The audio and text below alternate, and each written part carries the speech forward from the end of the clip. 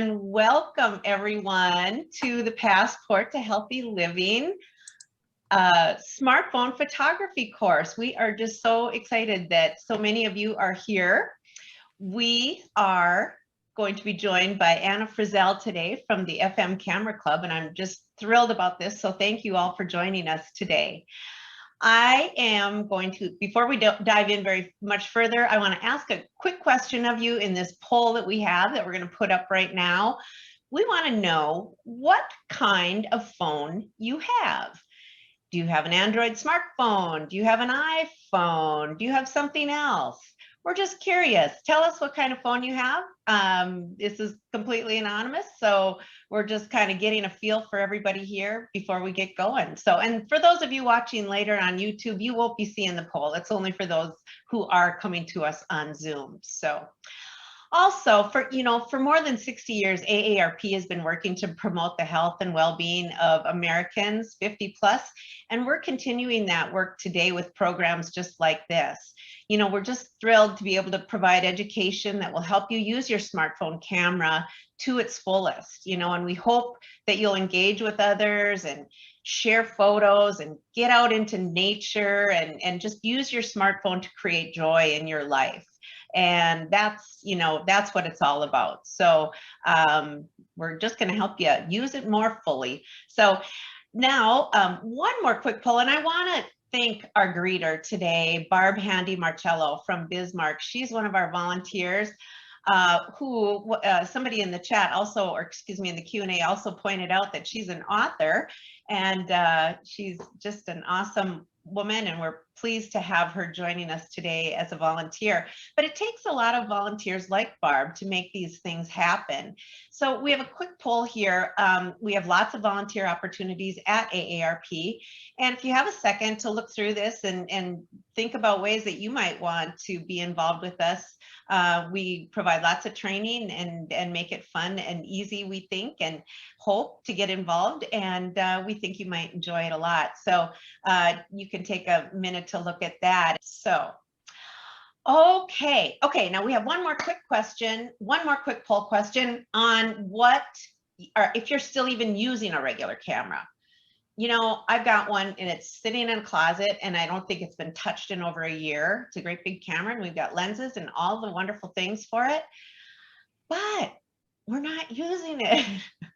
So I'm interested, and I think Anna's interested too, in knowing, do you use your smartphone only anymore? Are you using another camera mostly for photos and video, other camera once in a while, or you never use your camera anymore? So tell us what you think there, and we're eager to hear what you have to say there. But I'm even more eager to learn about taking better photos with my smartphone and using all my features. So we're going to have Anna Frizzell pop her camera on now and join us. Anna, there you are. Anna is a member of the FM Camera Club, and we are just thrilled that she's with us today. Welcome, Anna, and thank you for joining us today on these tips for smartphone photography. Do you want to take just a minute and tell everyone about yourself a little bit, Anna? Well, hi, everybody. It's great to be here. And I am a member of the FM Camera Club, and I have been using a camera for most of my life. And I am like all of you, it's been a revolution moving over to the smartphone. I am a director of a nonprofit in Fargo, and so at serving Fargo and Grand Forks. So I have the opportunity to do that, and I have the chance to really use my hobby of photography in all sorts of different areas of my life. Thank you. That is great. That's great. Well, we are thrilled, and we were so pleased to make the connection with you and through the Fargo FM Camera Club, excuse me. And we just welcome you. And we always love to have somebody from North Dakota be the expert on things and to provide us with some good tools that we can use. So with that, let's, hey, first, before we do that, Lyle, can you show us the result of those polls? I think it might be interesting before we start. Is that a possibility, or am I off base? Okay, here he is. Do you use another camera or just your phone? This one says 43% smartphone only. Another camera mostly is 7%. Another camera once in a while is 36%. And 14% never use their camera anymore. Okay, interesting. And then should we look at the other one really quickly about what kind of smartphone, if that's, what kind of smartphone do you have? 38% are Android and 58% are iPhone on the phone with us today, or excuse me, on the Zoom with us today. 4% are other.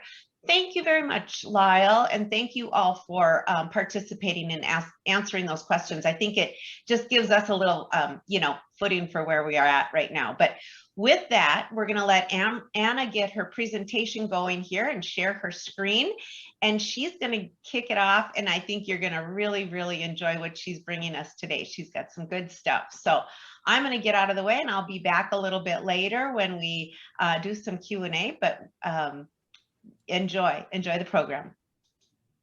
So I'm hoping that you all can see my slide at this point. Not yet. That's always the trick, right? Here we start out with the That's okay. You take your time. With the first technical issue.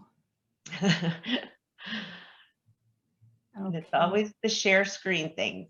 Typical. I know, and not a worry. Open, so fine. We'll try once more. That looks a little better. There we go. You're getting there, Anna. You bet. Yeah. There we are. It's more my PowerPoint that was an issue than the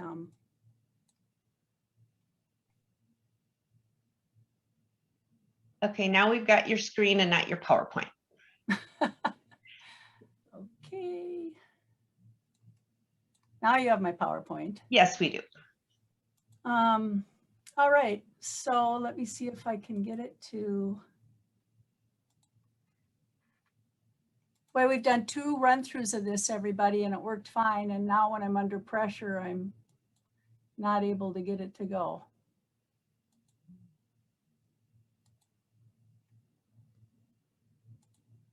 Okay, once more. In the meantime, I'm going to tell you, I'm going to talk a little bit while I get this going. I want to start out today by just pointing out that it's really photography. The smartphone has been revolutionary in the photography world. It is so different to be in situations where everyone has a camera. I still shoot with a DSLR routinely. And that is, that's my mode of, here we go. That's my mode of shooting. So I use that DSLR at my camera, my digital single lens reflex camera, weekly certainly, and sometimes daily. And I've come to really rely on what it can do for me.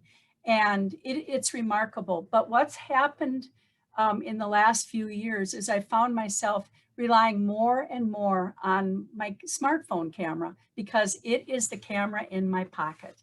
And for years in photography, we have always had the saying, the best camera is the one that's with you at the time the picture comes up. And that was more, before we had smartphones, that line meant that you didn't have to have great equipment. You just had to have something there and capture the picture. You had to have a camera. Well, now what's happened is that for most of us, like the poll showed, it's the camera that's in our pocket. And that's— Hey, Anna? Yes. Can I just interrupt? If you go to slideshow up there, on top right there, and then okay, and we'll make it from current. Yep. There you go. There. Looks much better Thank for you. us. Thank you all. Anyway, so it's the camera that's in your pocket, and today what we're going to talk about is I've got a little agenda for you. We're going to first start out with composition. We're going to talk about how you get that image. And then we're going to talk about the features on your smartphone that help you really capture that. And last, I'm going to give you some tips that are going to help you hopefully get a better picture. So that's the things we'll talk about, starting with composition. No surprise to most of you, composition is how you arrange what's going on in your image. And it's the photographer that does that, not the camera. You have to arrange what you want in that photo, how you want it, what the mood of the photo is, and that happens from you. One of the rules that has always been used in photography is the rule of thirds. And I don't know how many of you have ever heard of that. I'm guessing a lot of you, from the number of you that are shooting with a camera other than your smartphone. But it's a composition principle. It tells us that a photograph should be broken down into 3 parts, horizontally and vertically, like a tic-tac-toe board. And if you can see this image, you can see hopefully a grid on there. It's very light, but I have arrows along the lines of a couple of the lines of that grid. You know, one of the things about composition, another rule, is you try to place your subject off center. This is our dog Roscoe. And you can see that I have lined up Roscoe's body to the vertical line of the tic-tac-toe board and his eyes to a horizontal line. Here, the top horizontal line in this grid. So that's the rule of thirds. That's using the rule of thirds to your advantage when you set up that image. Eyes across that horizontal line, body across that vertical line.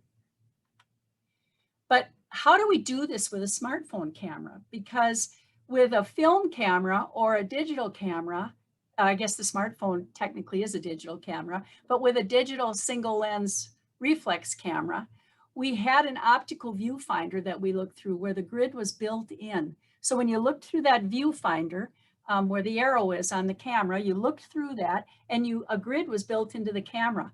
But we don't have a built-in viewfinder on a smartphone.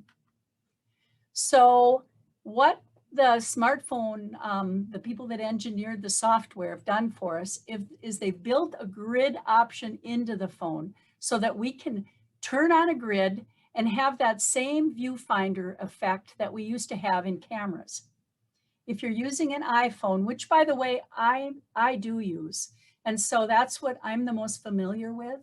I don't mean to slight the Android users or certainly the Android phone, because it actually has features the iPhone doesn't have, just as the iPhone has features the Android doesn't have. Both very good operating systems. And there are other there are other smartphone operating systems beside those two, but they're the two really most familiar to us.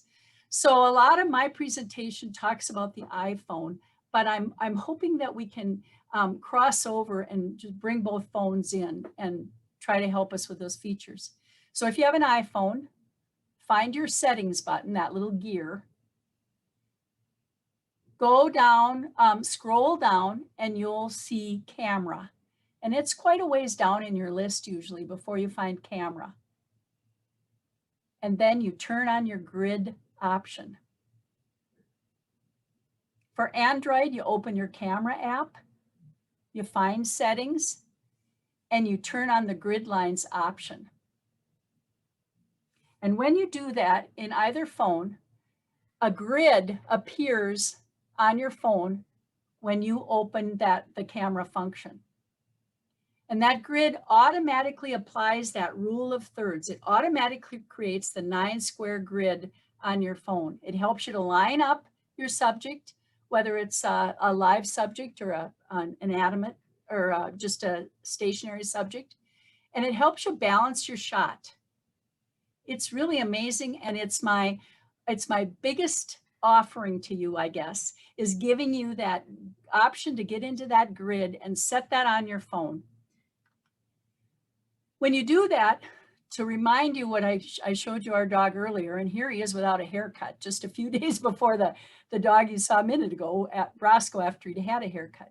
So it keeps your if you keep your main subject off center, when you turn that grid on the smartphone, you can line up the body, like we talked about earlier, off center, and the eyes on a horizontal line. And you end up applying one of the really elementary rules of composition for an image.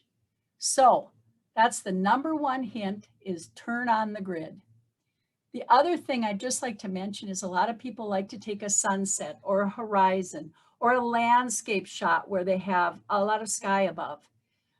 one of the things this grid helps you do is make sure you don't place that straight horizontal line of the sunset right in the middle of the image, because that's really difficult for folks to look at. And it doesn't do your image any good. So if you look at these two images, the larger one on my left it shows what happens when you don't have a straight horizon and when you put it, straight horizon, and when you put it in the middle of the photo, how that balancing of those two sides of the photo really are not pleasing to the eye, and they're not good composition. The other thing in this first photo you can see is that the horizon is not straightened. And we'll talk a little bit later about how you get that straightened. There is nothing that points out more an amateur photographer than not straightening the image. And so we'll see how to do that. In the second photo, you can see that I applied the rule of thirds, moved the horizon onto that bottom tic-tac-toe line, and then straightened the image. Do you always apply the rule of thirds? Absolutely not. Composition belongs to the person composing the image. And there are all sorts of ways to compose. Sometimes you'll see really avant-garde sort of photographers who might have the horizon all the way up at the top and be really emphasizing the water in that case. I mean, there's all sorts of ways you could compose an image. Like the flower in this, the flower is the center of attention. I don't want to apply the rule of thirds to the flower and move it over to the top edge or down along a line on the bottom. I want that flower to be the center of the photograph. Or the second image is my patio deck, the boards in my patio deck. But those kinds of photographs, you don't want to apply the rule of thirds. You're trying to get the individual that's looking at the picture, that's enjoying that image, you're trying to lead their eyes through the image. So you'll focus on the lines of the image, not on the rule of thirds. And another example is when you shoot portraits. When you shoot a portrait, you don't worry about the rule of thirds. You may very well have the person's image straight in front of the camera, like the flower is. You might tip them to the side one way or the other, but you may decide to center that. So the rule of thirds is a rule of composition. It's not a hard and fast rule.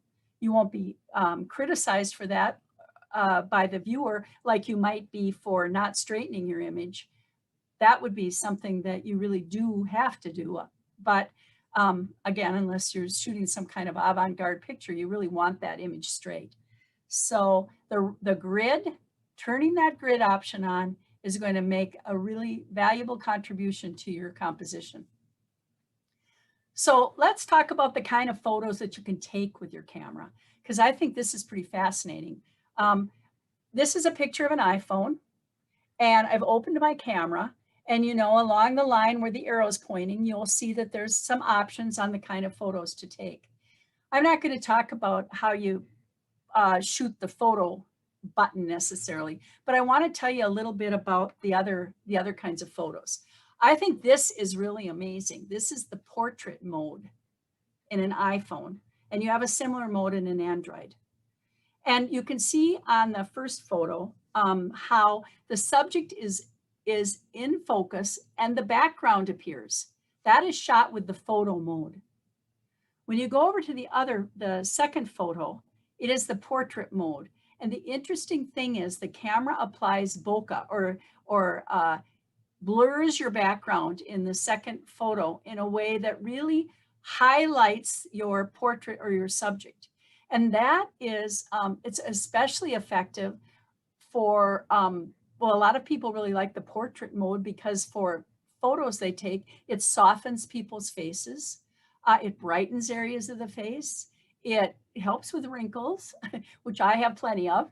It is really a pretty remarkable mode. And as you can see the difference of these two photographs taken with my camera without any kind of, I didn't pump anything up. This is straight shots, straight photo, straight portrait. So that's a really handy way to shoot. And a lot of people, I don't think, realize the difference between the photo mode and the portrait mode. Give it a try. Play with it because it's really fun. The panoramic mode is also, I think, really fun to shoot. And it's an interesting opportunity to get a very different kind of photograph. When you use the panoramic mode, you just push it in your camera, identify it as the type of photo you're shooting, and then your camera will move you along a line. There's an arrow on your camera that'll move you right along, and as far as you go is what you capture. This is my front yard. There's the dog that you're now so familiar with, Roscoe, out there. And the thing about the panoramic mode is it puts everything on the same plane. So my home is a corner lot, and this makes it look like it is like even like those other houses come out of a block straight with my home. But actually they're across the street from me at a whole angle. But this panoramic mode puts it all in one plane. So you remember that. It's nice to shoot landscapes with, obviously. It's nice for some applications, but it's not great for everything. Like it isn't particularly great for this picture because it makes it look like one plane, but it is an interesting way to shoot. Let's talk a little bit about camera settings. You were in there a little earlier when you flipped the grid button on. So in the iPhone, just to remind you, you open the settings, you scroll down, you select camera, and that's going to open up a list of camera settings. With Android, you're opening that camera app, you're choosing settings, and that's opening your camera settings. So here we are. This is a picture of the options in the iPhone. And the top, as you can see, the top portion is video. Those are video options. And although there's some that you can use occasionally to also in your photo mode, they are really dedicated to video. So we're going to move down to the bottom half of these options on the iPhone, and you have options on your Android that are some of them very similar. You already flipped grid. That's that first one that the arrow's on. You can see it under composition about almost halfway down. And then interesting under that is mirror front camera. On the Apple, that's a funny setting. I just mentioned it. It shoots like you're looking in a mirror. So it flips everything like it's a mirror image. So that's just kind of interesting. I don't know what people apply that to, but I've tried it a few times just for fun. I'd like to skip down to that prioritize faster shooting in the iPhone. And that really is, it prioritizes speed over image quality. So if you're shooting sports, if you're shooting something with fast action, turning that on really helps. In the Android, you can also increase your speed, and there's probably a number of ways, but one really easy way in the Android is to go to that manual camera mode. And when you do that, when you open it, you can see you have a ISO option. ISO is how much light gets in the camera. If you pump that ISO up, you're going to get faster image capture. So those are two ways that you can speed up your shooting, like for an athletic event, like I mentioned, or something else. Maybe someone's walking or running, or you've got kids that are in action and you want to catch photos of your kids playing or grandkids playing. You might look at putting that prioritize faster shooting, or increasing your ISO on the Android. And then kind of the opposite is that HDR, which is, if you go down the list, it's at the very bottom here, Smart HDR. And, you know, HDR stands for high dynamic range is what that stands for. And that's something that's been around for a very long time. And it HDR enhances dark and light and really gives a lot of variety to a photo. It's not good for everything, but people feel that the HDR photograph better represents what the eye sees. You're going to have to play with it and see if you agree with that. But I can tell you that with HDR imaging on smartphones, what they do is the camera takes 3 pictures very quickly. And then it merges those pictures to get the best parts of each picture. each photo. So getting those, blending those those darks and those lights together into this one HDR photo. And it's really a pretty great technique. But again, it's opposite that prioritize faster settings or kicking up that ISO on an Android, because you can't use it on faster action. Since you're shooting 3 images and blending them, if things are moving, you end up with a blurred photo. So you don't want HR to be on when you're shooting fast action. You want HR to be on for more stationary shots. Landscapes, it's especially lovely for landscapes. The street photography, a lot of people call it, where you're just shooting images on the street that you see that really fascinate you. HDR often gives it a grainy, sort of a deeper look to it. So HDR is a really interesting mode. And I'd encourage you to play with that, because I think you'd find that it had some really interesting, it gave you some interesting dynamics. So then now the next thing is into the camera modes. Those were the setting options. That was when you went to your settings, to your camera, and over you have those options, right?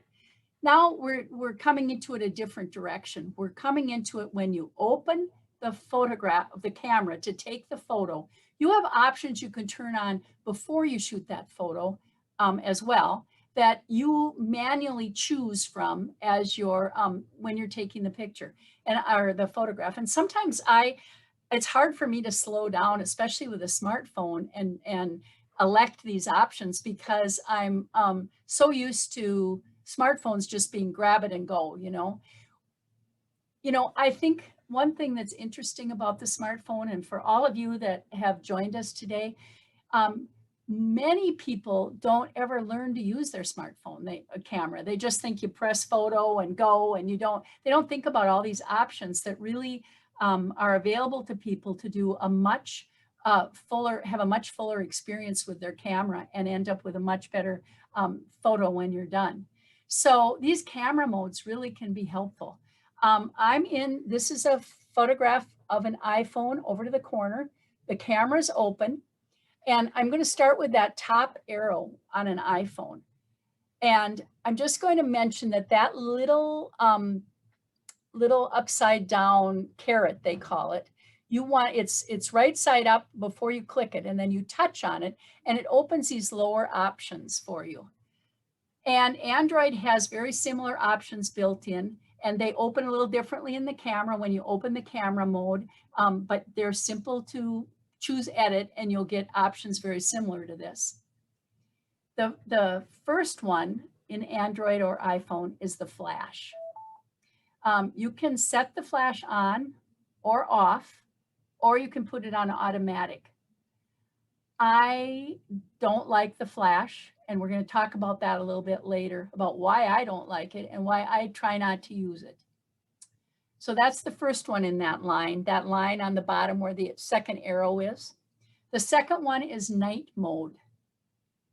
This is a really cool thing to try, because it really enhances your ability to shoot clear shots in low light. And it makes a huge, huge difference.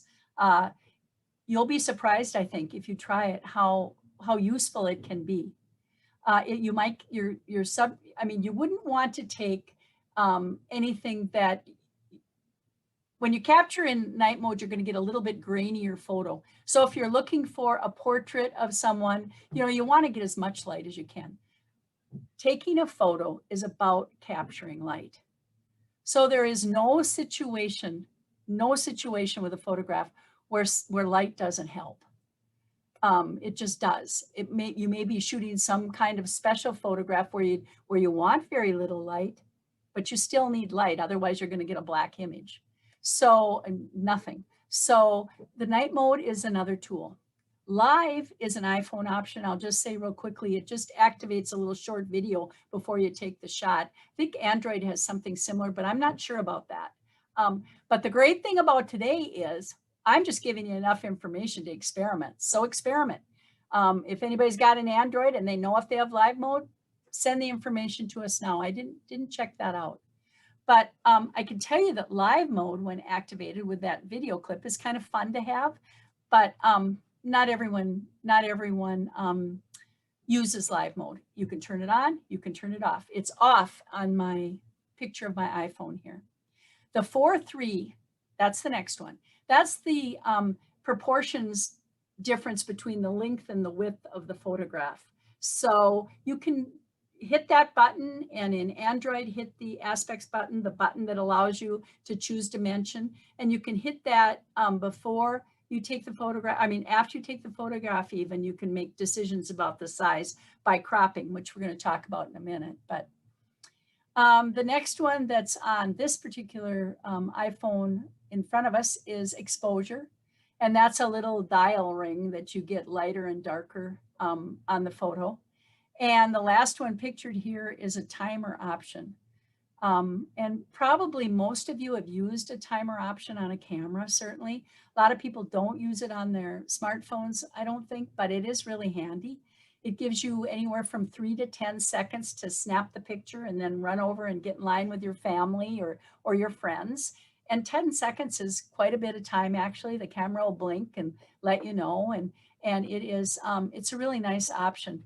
There's other things people use the timer for, to give them a chance to set up their camera and then not be touching their camera and let the timer go, because touching the tripod or touching whatever you've got it on can cause a little bit of shake. So a lot of people use the timer just to facilitate taking a photo that where the camera is completely still.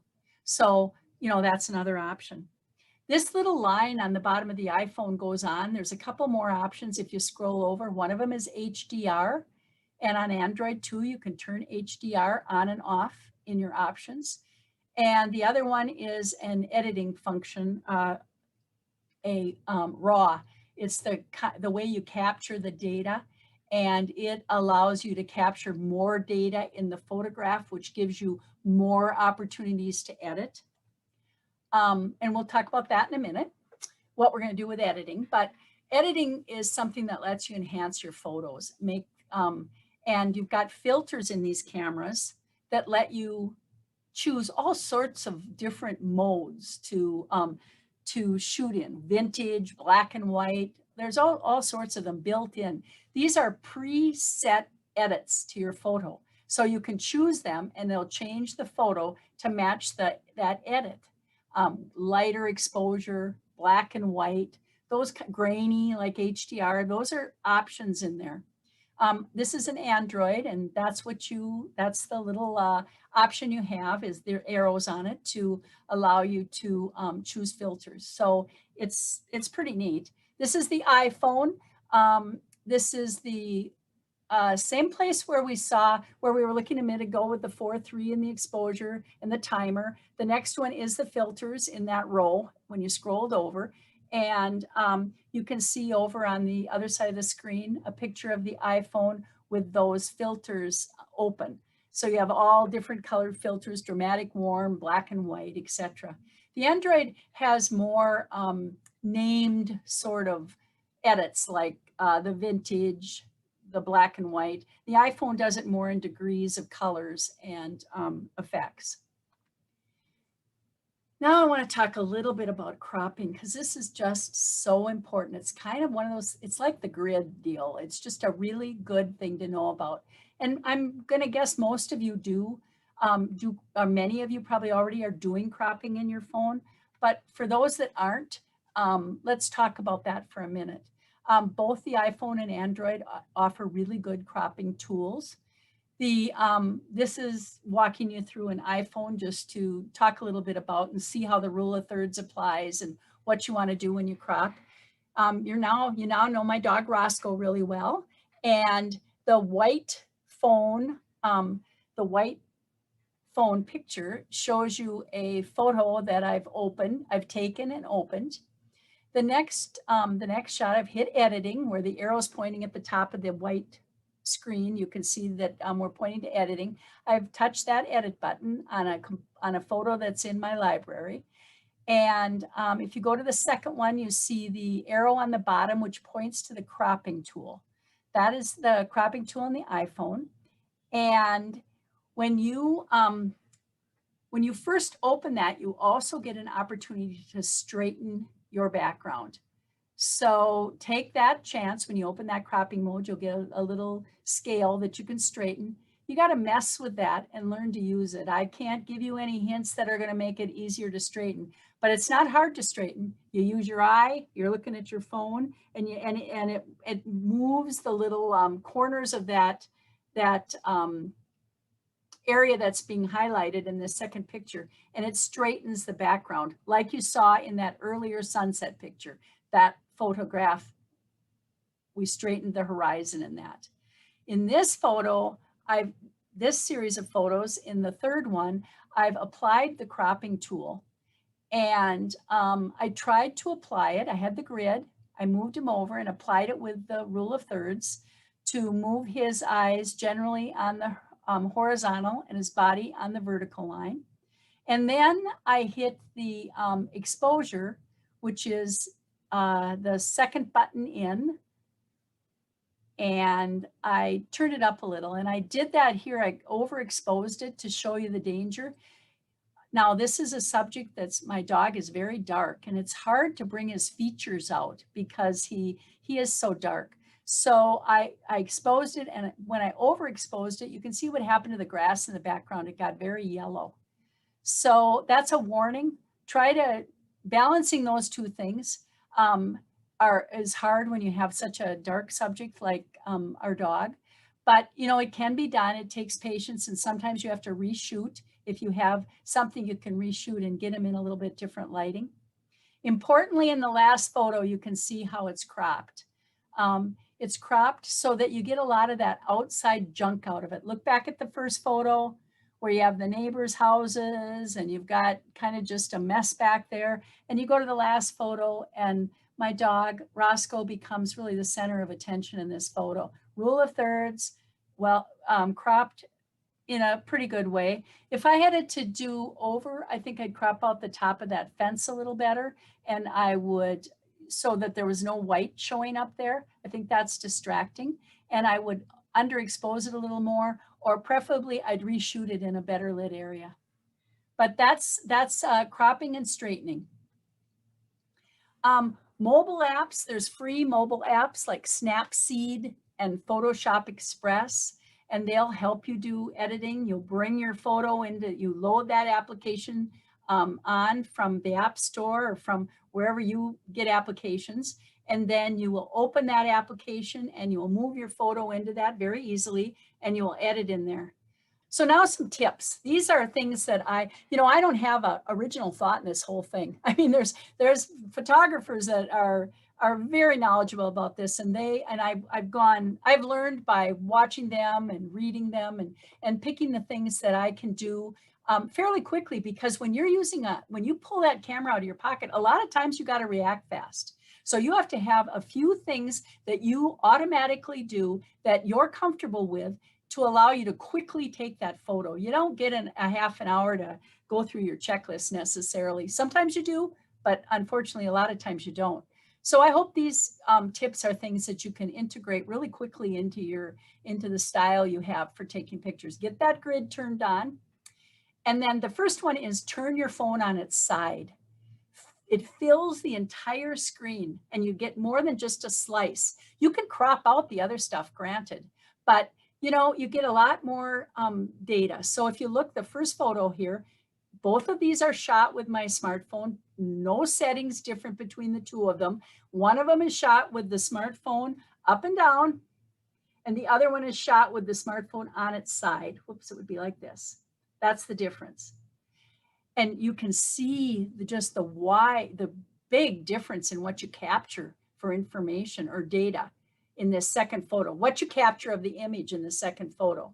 And we've talked about it. You can crop it and get rid of that Diet Coke bottle and the junk on the side. You can crop it however you want to crop it, but you've caught a much larger area. Tip 2, get closer to the subject. Now, it's great because you go into your phone and you have a digital zoom. You've got a way to zoom in nowadays on these newer smartphones, let you zoom in. But when you do that, you lose quality. And if you move a little bit back, I mean, if you move a little bit closer, but if you move a little bit back, you're going to be zooming in more even. And so a lot of people tend to kind of move back thinking, well, am I going to get that? Am I going to get that? But really what you want to do in most instances is get as close as you can to the subject. Now, this doesn't apply to a landscape, right? But it does apply to a flower or a bug or a tree or a dog. The closer you can get to your subject and have them fill the screen, and remember, kind of remembering the rule of thirds if you can, the more detail you're going to get, the more fine detail, and the better your photo is going to be. So try not to rely on that digitalized zoom. By the way, your camera is built with what's called an optimized zoom at the 1-to-1 ratio. At the ratio it takes the photo at, if you haven't pumped it up to a wider angle or done something to get it to open up more, like a zoom in. But when you zoom, you're using a digitalized zoom on your smartphone, and it's just not as good a quality. So you just avoid it if you can. And if you can't use it, and again, the best, you caught the photo and that's what you wanted. Tip 3, capture the mood. Mood really makes for great photos, like bad weather, a storm moving in, laughter, kids laughing. There's a mood that gives in your photo that you wouldn't get any other way than capturing it and watching for that moment when there's fun going on. Reflections in the water, they cast a really wonderful mood. And sometimes you'll see, that's a good example of a time when a lot of people ignore the rule of thirds and they get that reflection, and then the subject will be maybe at the top with something with the reflection of the subject all the way down. Capture the mood and think about the mood when you're shooting. Doreen mentioned this at the very beginning, share your photos. Too many smartphones are filled with photos that no one sees, and really some of us never even look at again, right? So try to share your photos. Make this fun. Make this something your family gets to enjoy, the moments of your life when you're not with them, and you can show them that, look at this great sunset. Look at this great, whatever it is, the clouds, the tree, maybe your trip, but share them on social media, text them to your family and friends, get those photos out, because you're going to have a lot more fun if you get an opportunity to share them. And like Doreen pointed out too, one of the great things about smartphones is you're out doing things, you're up taking photos. I mean, it's good for you. And so share the photos. Tip number 5, clean the camera lens. Your smartphone is in your pocket. It is sitting on tables and being grabbed.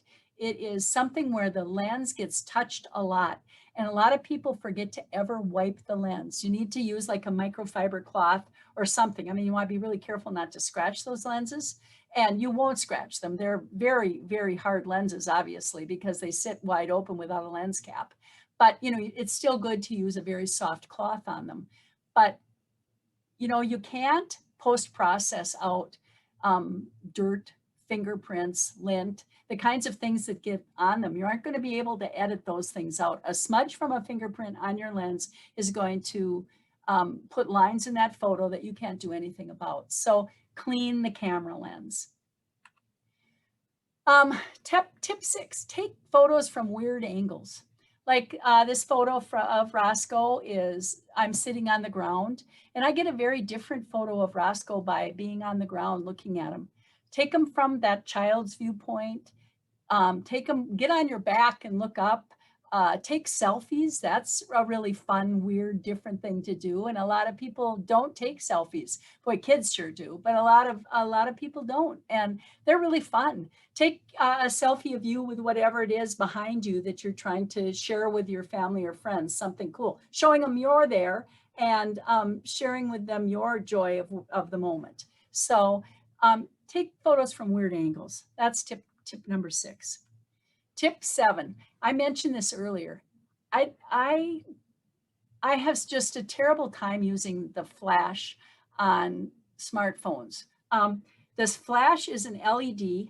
little light that sits flat to the phone. You know, you remember most flashes on cameras were raised.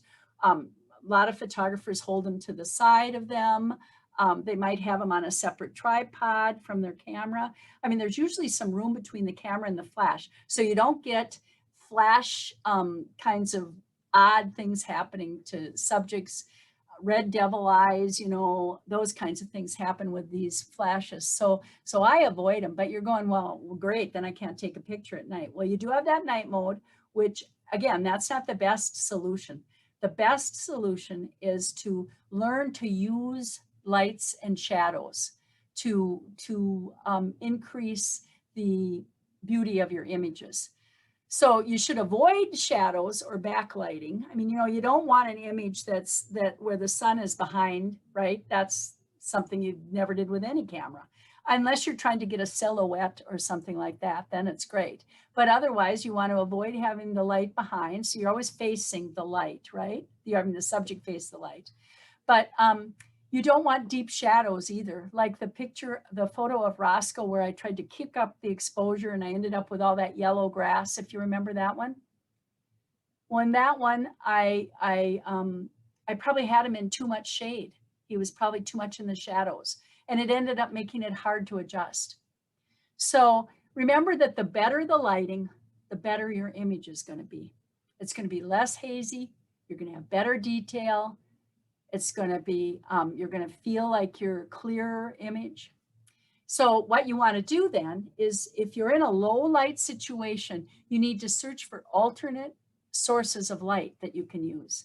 And I mentioned on here, passing headlights. If you're out on the street walking and you want to take a picture of something really interesting or a person that's walking with you and you want to catch them out there, use passing headlights of cars, get them under a street light, you know, do whatever you can do to manipulate the light so that you get the most light you can in the situation.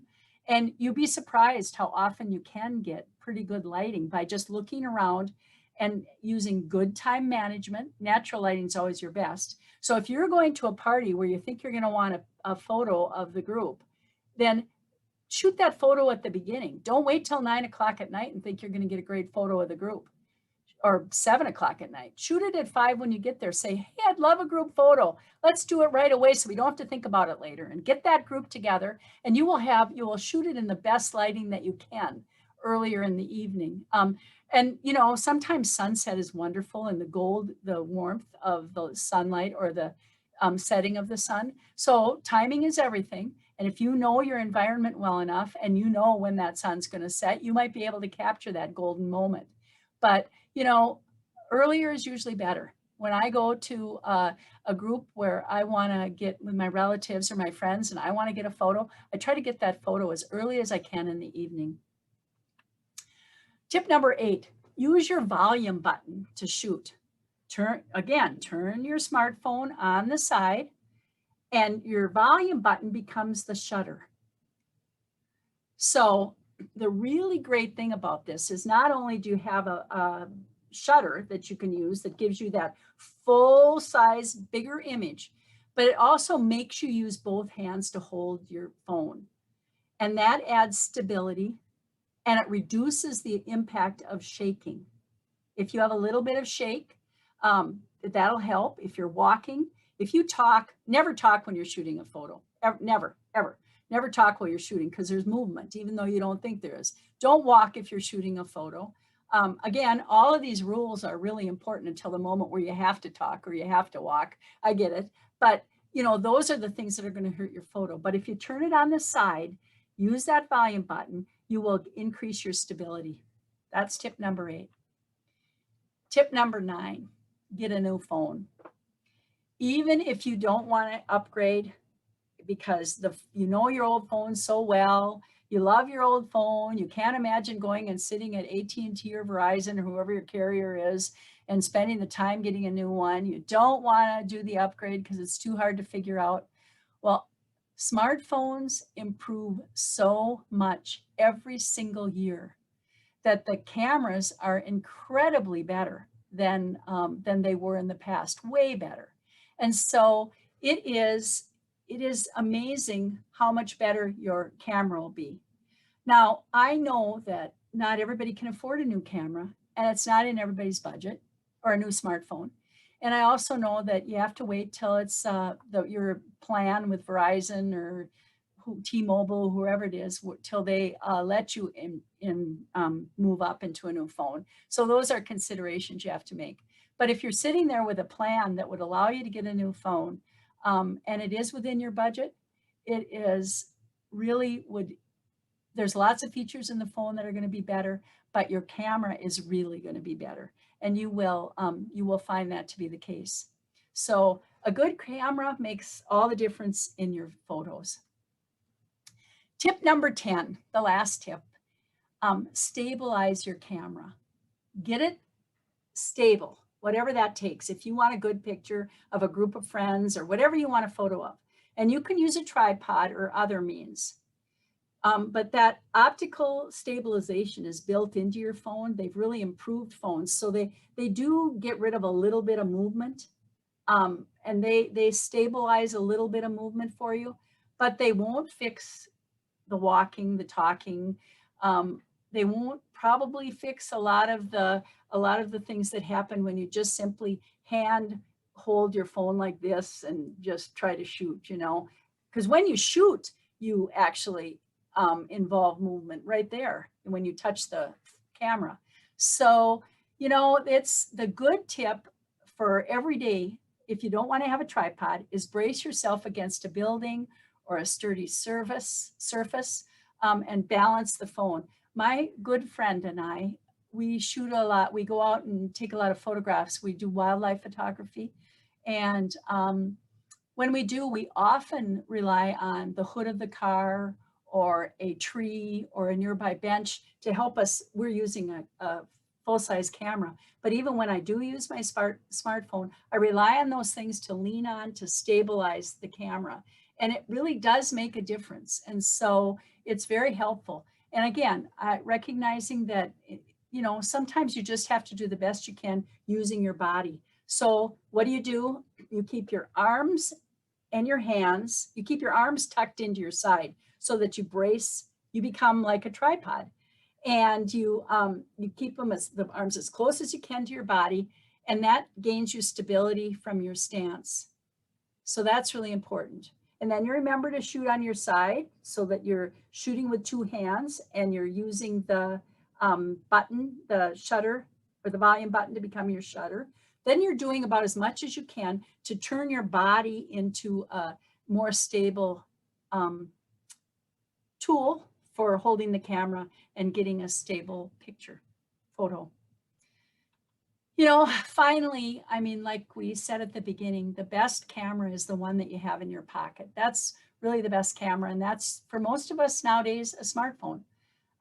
I carry my backpack along with my camera in it, but sometimes my smartphone comes out a lot faster than my camera does to get an image.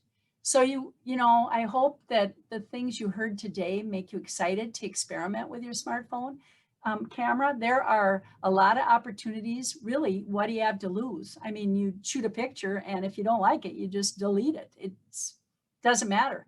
And if you want to catch the moment with a group of friends or something that really, a photo you really want to keep for memory, you have a lot of ways to do that are just going to allow you a couple minutes to think through some of those tips, get as close as you can, check out the lighting, hold your camera steady, push photo, or if it's one individual or something where you think portrait mode would work. You can incorporate these tips into your photography, the composition tips, and you will be, I think, surprised at how great a photographer you really are. This last photo, I'm just telling you about how great it is. The best camera is the one in your pocket. This is through the window of a plane. I was sitting in a really tight little, everybody knows how those airplane seats are. And I couldn't get my camera out of my bag, but I could get my smartphone. So good luck and enjoy your photography. Thank you. Oh, Anna, that was fantastic. We picked up so many tips, and we're getting lots of really good comments in the Q&A. Thanks so much. Appreciate it and learn new things. And right off the bat, we had a lot of people telling us what they were learning along the way. So thank you. That was really, really good. I think we've got some good things going on here. And we do have a couple of questions I do want to ask you related to the HDR setting. Should that be on auto, off, or on? What is your preference on the HDR setting? You know, I thought about it afterward, and that I showed you that photograph of my camera settings, and I had them all green on there because I was playing with taking photos for this presentation. I think that I would experiment with it and see how much you like it. I think that with the HDR setting shouldn't be on automatically because I think that you run the risk of blurry photos because it's taking those 3 photos. Remember, you have to hold the camera very still for all 3 photos or you can get blur. So I think it should be off, and it should be something you elect when you need it. For higher resolution, probably for printing, you get more for pixels. Graphic. Well, it really changes the photo. It makes it more, it enhances the darks, the shadows, and the highlights. It's a very graphic looking photo as compared to what it'd be otherwise. Take a photo with it on, take a photo with it off, and decide. But my suggestion would be that you keep it off and turn it on only when you think it would be to your advantage in that particular photo's composition. Awesome. Well, I know what I'm going to do from now on is request portrait mode when anyone takes a photo of me because it means less wrinkles. So I'm going to remember that request. Hey, I'm sorry everyone about the PowerPoint mishaps. They had me practice that and I still goofed it up. No worries at all. And then one other thing that kind of came up in some of the questions too was about the fact that some of the features you were showing and the settings you were showing, you are using which version of your iPhone when you did this? I have iPhone 11. Okay. I knew you had a fairly new later one. I suppose for others, if we have, some of us have 6 or 8 or 10 or whatever it might be, the settings might differ just a little bit. The settings are very different in all these iPhones. And you saw today really some of the most progressive settings, really. I hope that sort of enticed you to think about upgrading your camera if you can. But yes, that was a later model iPhone, but many of those settings are available. Sure. They're just, each phone has gotten a little bit better, so the settings have improved a little. But thank you, everybody. Yeah. Good shooting.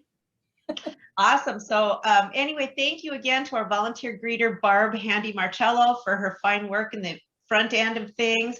And thanks to my colleagues, Lyle Halverson, Wendy Hogue, and Alexis Betts, our intern, for their assistance in the background. That has been awesome as well. And I thank you all for joining us today for Smartphone Photography, part of our Passport to Healthy Living program here at AARP North Dakota.